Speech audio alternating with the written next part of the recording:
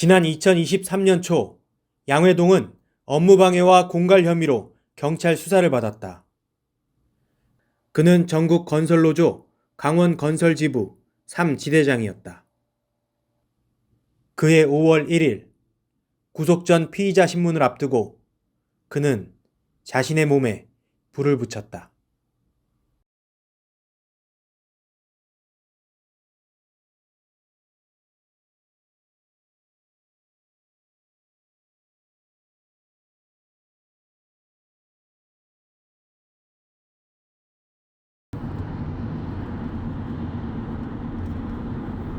이 다큐멘터리는 건설 노동자 양회동의 죽음에 대한 기록이다. 그리고 남겨진 사람들에 대한 이야기다. 힘차게 윤석열을 외쳐주십시오.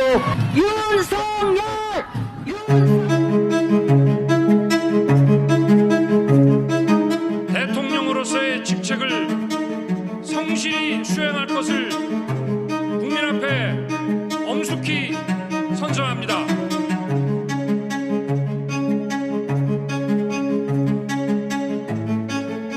원희룡 국토교통부 장관이 건설 현장 내 불법적 행위를 뿌리 뽑기 위해 칼을 빼들었습니다. 건설 노조의 불법 수익도 끝까지 환수할 수 있도록 정합동팀에서 철저히 하도록 하겠습니다. 건설 현장에서 벌어지는 폭력행위 집중 단속에 나선 경찰이 중간 결과를 발표하고 지난 석 달 동안 2,800여 명을 적발했다고 밝혔습니다. 너희들은 폭력배야 라고 지정을 해버린 겁니다. 국가 최고 권력이라는 사람이 그냥 지정을 해버린 거예요.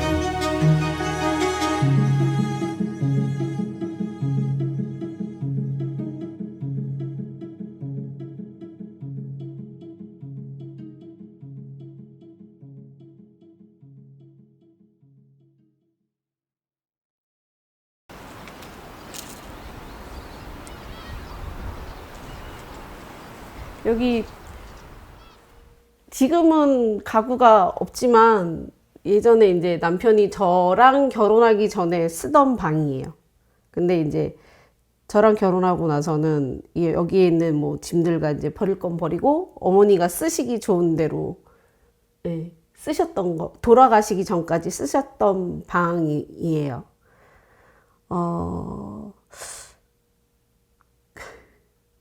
죄송한데 제가 어색해서. 그렇죠. 편하게 하시면 돼요. 편하게. 근데 참 이게 쉽지가 않죠. 네. 남편의 흔적 같은 건 혹시 여기 남아 있나요? 아니요, 없어요. 흔적은 없고. 보수도비 있네요.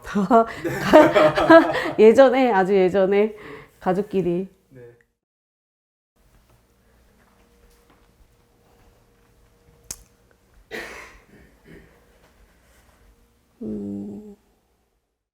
만난 거는 97년도에 만났어요. 나이트에서 부킹해서. 네, 나이트에서 부킹해서 만났고, 부킹할 때는 서로 마음에 들어 하는 상대는 아니었어요. 서로. 네. 근데 이제 부킹하고 나서 나중에 우연히 그 사람 차 타고 가다가 저는 길 가다가 먼저 아는 척을 해서 만나게 됐어요. 그게 97년도고 5년 교제했어요.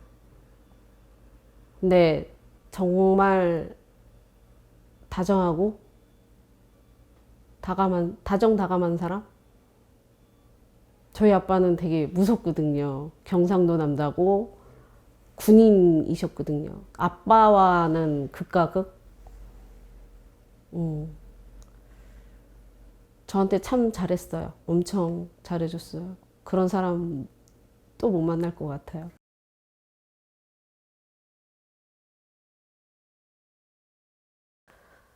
남편 장례 끝나고 아주버님께서 그러니까 아버님, 어머님이랑 형제분들이랑 사진을 다 이렇게 걸어 놓으셨어요.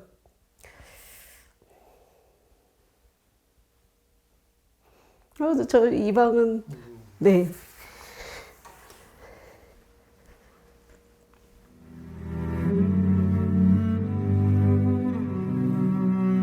양회동은 분신 다음 날인 5월 2일 숨졌다.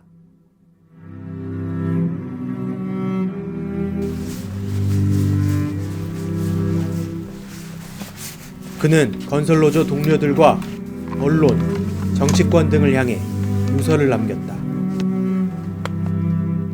이게 양해동에 시작해서 가장 처음에 공개적으로 남긴 유서입니다. 여기에 이제 집시법 위반도 아니고 업무방해 및 공갈이랍니다. 이 공갈이라는 단어에 많이 분노를 하셨던 것 같고 제 자존심이 허락되지가 않네요. 그러니까 자기가 그런 혐의 받는 거에 대해서 견딜 수 없었던 것 같아요.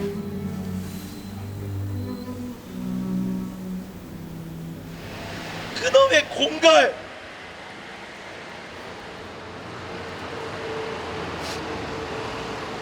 그 공갈이라는 단어가 저는 양해동 지대장에 이해한 거를 만들었다고 생각합니다. 왜 정당하게 노동조합으로 교섭을 요구하고 채용을 요구하고 안전 현장 불법 다 빼자고 이야기하는 그것을 공동 공갈 파렴치법으로 몰아갑니까?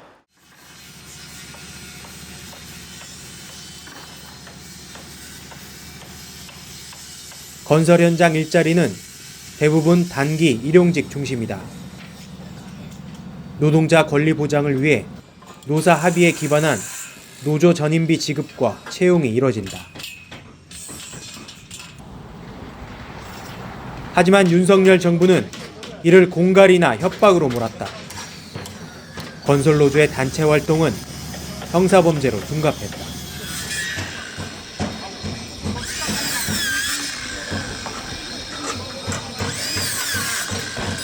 건설노조는 이제 들어가기 전에 이제 교섭을 하게 돼요.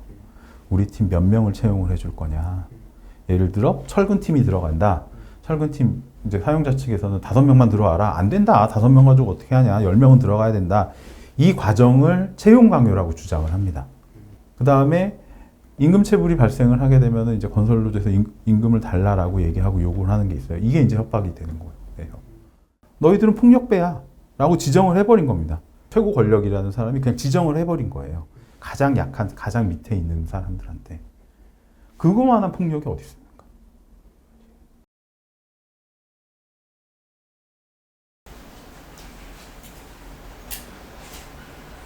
윤석열 정권에 의해 폭력배로 몰렸던 양회동은 그런 거 관련된 건설 현장을 돌아다니며 안전모 착용을 강조했다. 턱끈이 어떻게 되어 있습니까? 꼭 조여야죠. 턱끈을 반드시 조여야 한다. 이주 노동자들에게는 손짓, 발짓이라도 해서 알려줘야 한다. 그의 수첩은 노조 전임자로서 조합원의 채용을 관리하고 안전의 중요성을 강조하는 내용으로 가득하다. 개인 소망은 그랬으면 좋겠습니다. 마지막 사진에 당당하게 이 머리끈 이렇게 박아놓고 명찰도 달고요. 그리고 배지도 2개 달았습니다. 그리고 유서에 자랑스러운 민주노총 양해동이라고 썼어요.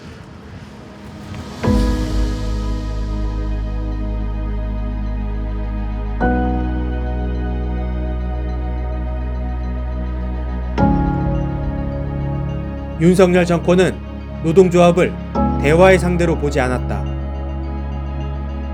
노조는 오직 감시와 처벌의 대상이었다. 윤석열 대통령은 법과 원칙을 강조하면서 대화의 가능성을 닫아놓는 초강경 대응으로 일관했습니다. 보수 언론이 조장한 노조 혐오 정서와 맞물려 윤석열의 지지율이 올라갔다. 윤석열 대통령의 국정수행 지지율이 5개월여 만에 40%대에 근접했다는 여론조사 결과가 나왔습니다. 긍정평가 이유로는 노조 대응이 가장 많이 꼽혔습니다. 갤럽은 대통령의 건설노조 겨냥 발언 등이 기존 지지층에게 강한 인상을 준 것으로 보인다고 설명했습니다.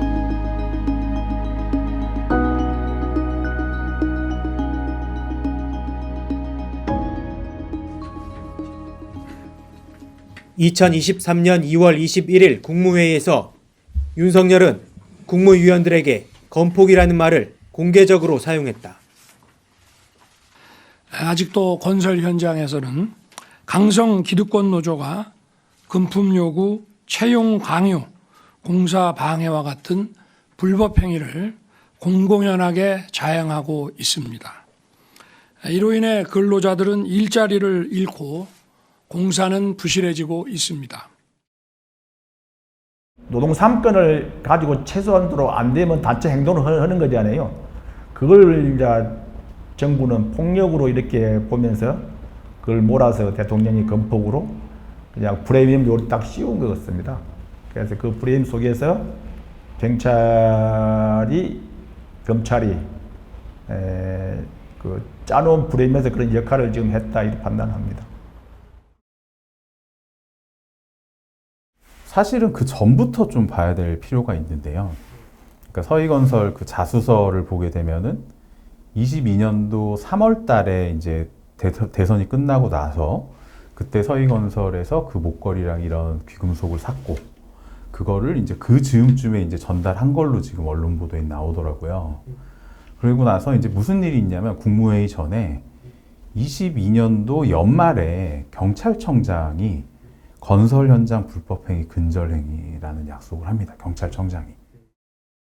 저는 경찰청장으로서 건설 현장의 집단적 불법 행위를 뿌리 뽑고 법치 질서를 바로 세우겠다는 것을 국민 체감 3호 약속으로 선언합니다. 그러면 이게 그 일련의 과정들에 서희건설 이게 좀 연관이 있다고 보세요? 서희건설뿐만이 아니라 저는 건설사들이 다 연관이 있을 수 있다고 생각을 하거든요.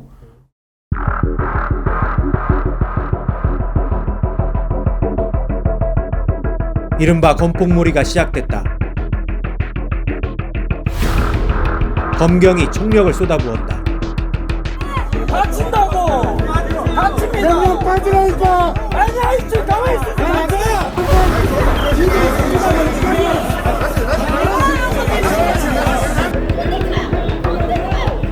국가 권력은 강했고 잔인했다. 영점사진이야! 영점사진이라고요!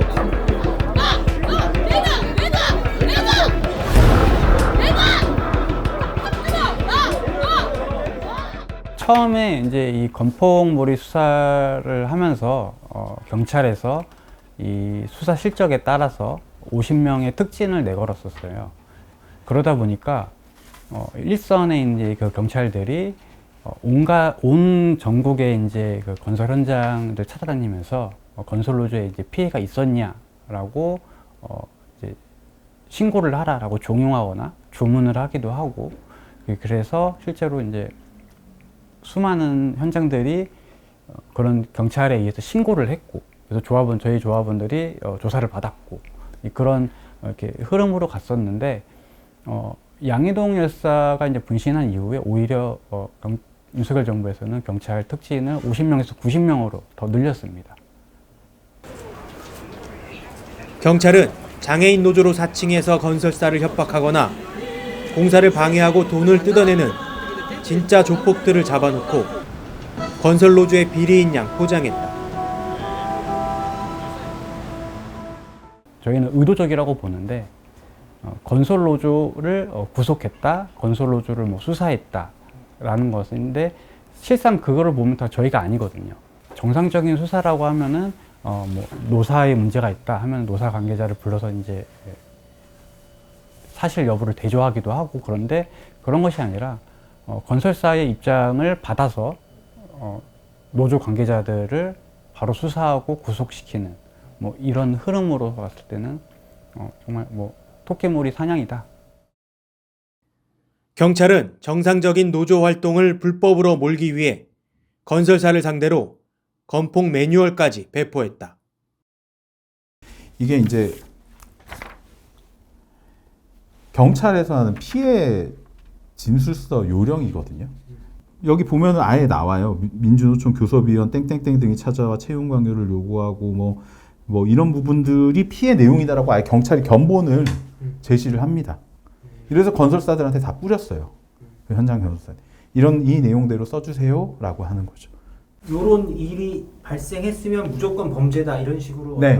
여기에 대해서 이건 범죄입니다라고 아예 낙인을 찍어버린 거예요. 그러니 노동조합 활동이 당연히 위축될 수밖에 없는 거죠.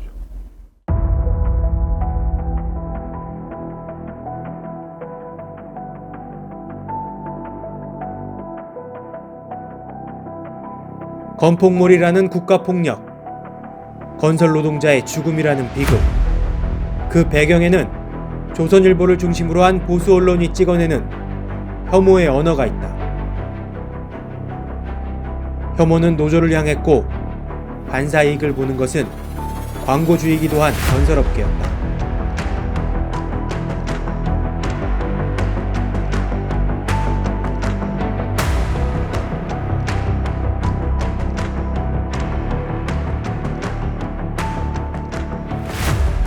사실 이게 이제 그 윤석열 대통령의 건폭몰이라고 하는 이 프레임이 만들어진 결정적인 보도는 조선일보의 무법자 건설노조라는 기사예요. 118개 건설사들이 3년 동안 건설노조에 상납했다. 기사에 나와요. 상납이라는 표현을 써요. 그리고 건설노조가 1686억을 뜯어갔다 이렇게 나와요.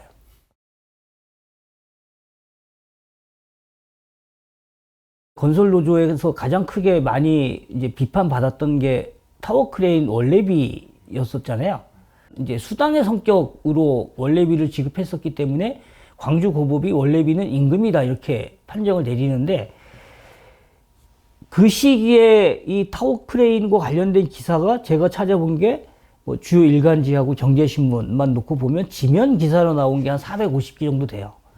근데 원래비는 임금이다라는 고법의 판결을 다룬 보도는 이렇게 딱 5개밖에 없어요. 원래비 450개 중에 5개.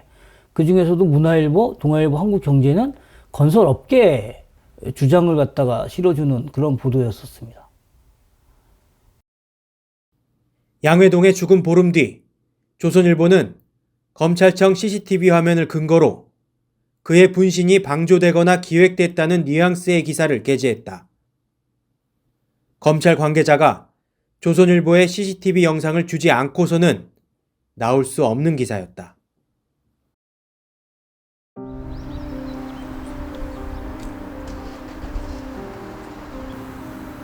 조선일보 기사를 보고 이 사진을 봤을 때 저희가 바로 이 검찰청 건물로 사람을 파견했거든요. 이렇게 사진을 찍으려면 어디서 찍어야 되는지. 근데 그 사람을 파견을 해서 확인을 해본 결과 그 자리에 CCTV가 있다. 그런 걸로 봤을 땐 CCTV가 가능성이 높다라고 처음에는 추측을 했던 거죠.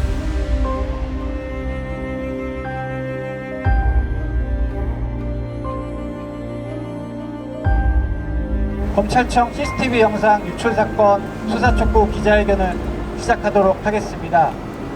CCTV 유출 사건 책임자를 처벌하라! 처벌하라! 처벌하라! 처벌하라! 네. 춘천지방검찰청 강릉지청 민원실 CCTV 영상을 어떻게 입수할 수 있었을까요? 검찰이나 경찰의 도움 아니면 입수할 수 없는 영상입니다. 이 사건은 검경 내부자가 언론에 수사자료를 유포하여 허위사실을 적시하게 한 사건으로 중대한 비리가 관여된 사건입니다. 또한 이 사건은 정부 여당이 건폭몰이 중 발생한 자살 사건을 무마시키기 위해 노동 혐오를 조장한 사건입니다.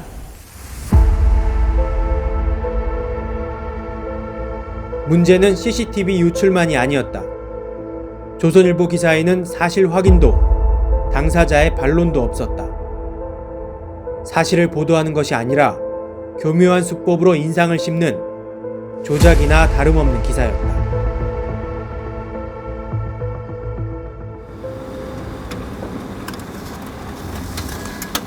이건 제가 좀 보고 읽어야 될 것 같아요. 지난 1일 오전 춘천지법 강릉지원 주차장 잔디밭에서 민주노총이라고 늘 안 하죠, 조선일보는. 민노총 건설노조원 양모 씨가 자신의 몸에 불을 지르자 이를 지켜보던 간부 A 씨가 구호를 시도하는 대신 반대 방향으로 걸어가며 휴대전화를 조작하고 있다. 이런 식으로 보도하는 것이 과연 정상인가? 누가 봐도 이거는 구호하지 않고 내버려뒀다라는 인상을 주기에 충분한 사진 설명이고요. 근데 이건 진짜 나빴어요. 돈을 뜯어내는 것처럼 이렇게 상주에 뭐 건설노조 위원장을 적어놨다. 그리고 홈페이지에 양해동 열사 후원금 계좌 명의자로 건설노조를 적어놨다. 이런 식으로 해서 돈을 이쪽에서 마치 갈취하는 듯한 인상을 주는 서술을 마지막에 넣어놨던 건 정말 나쁘다.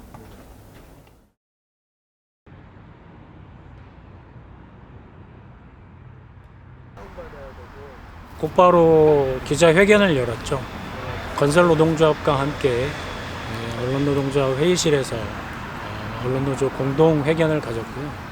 해당 보도는 그동안 우리가 함께 지키자고 만들어왔던 보도의 기본 원칙, 또 특히 윤리규범을 어긴 것으로 보였기 때문에 이런 식으로 삶을 요구하는 노동자들의 목소리를 짓밟고 자기 밥그릇을 위해서 다른 노동자들의 밥그릇을 깨트리고 엎고 인간을 혐오하는 이 반인륜적 직업활동을 언론의 이름으로 하지 마십시오.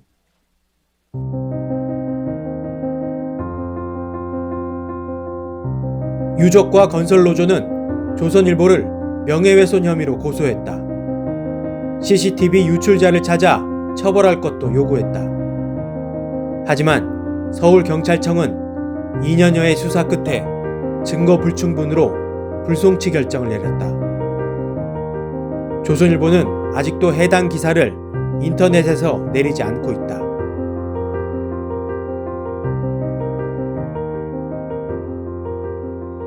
보수신문이 항상 얘기를 해요. 중대재해처벌법과 관련해서 이야기하는 거는 처벌이 능사가 아니다. 예방이 중요하다. 이렇게 얘기를 해요.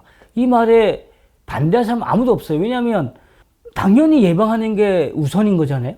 예방하는데 가장 핵심적인 문제는 노동조합이 참여하는 거예요. 현장에 여러 가지 위험 요인을 발견하고 그 위험 요인을 없애달라고 하는 역할을 누가 할 거냐. 그게 노동조합이 할 수밖에 없거든.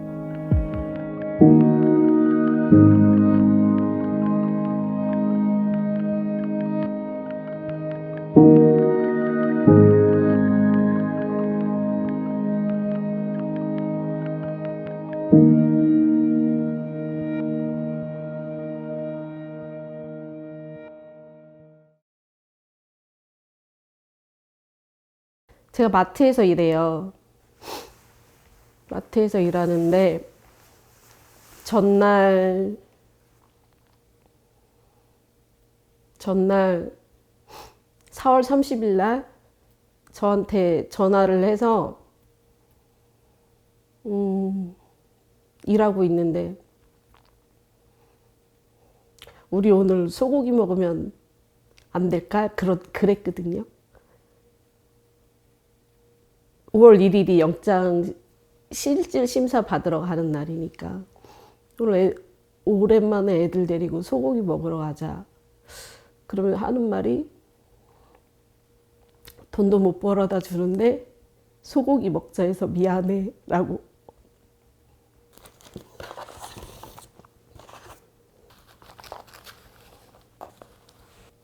이 일 있었던 날 이게 그 사고 장소에 있었어요. 이거는 그냥 남편의. 그래서 그때 받았을 때 보고 오늘 처음 본 거예요. 네. 이걸 보면 그 순간에 남편이 얼마나 고통스러웠을까. 혼자 다 감당을 했으니까 그 마음이 헤아릴 수가 없을 것 같아요. 그 마음은. 저 사람 되게 여린 사람이거든요. 엄청 여리거든요. 근데 어떻게 그 마음을 먹었는지 도저히 이해를 못 하겠어요.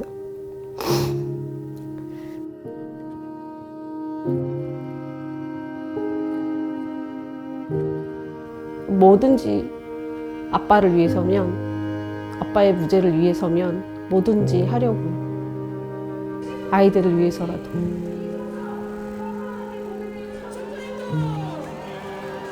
아빠 일로 노조도 다니고 촛불행동도 다니면서 연대라는 걸 알았어요. 그 힘이 참 중요하구나. 윤석열 정권이 빨리 무너져야 될 것 같아. 그래서 촛불에 나가는 거예요. 아빠 유언장에 있는 윤석열 정권 꼭 무너뜨려 주세요.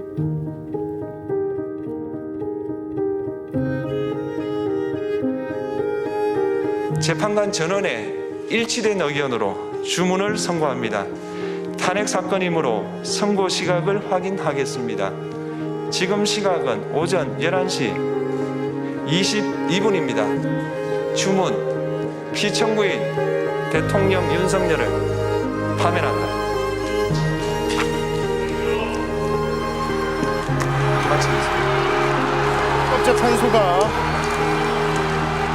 헌법재판소가 2025년 4월 4일 오전 11시 22분 윤석열 대통령을 파면했습니다.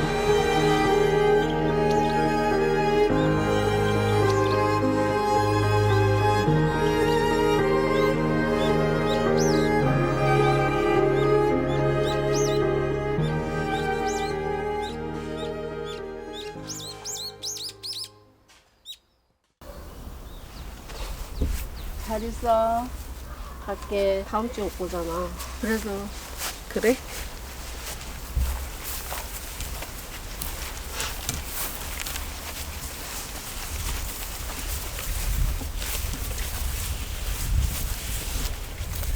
어머니, 하나 좀 여쭤봐도 될까요? 어떤 사위였나요? 1등 사이죠. 1등 사위였어요? 벌어먹어도 같이 벌어먹자고 그랬던 사람이에요. 혼자 먹겠다고 뛰어드는 사람은 아니에요. 같이 여럿이 벌어먹자고 하는 일인데.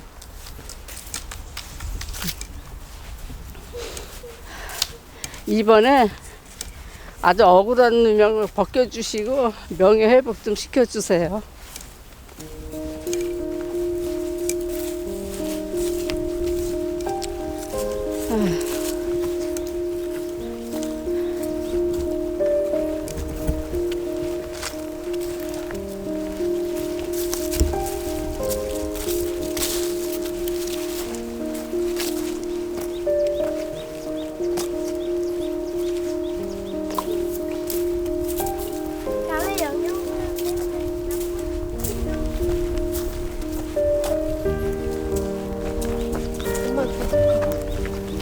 그건 왜 엄마가 들었어?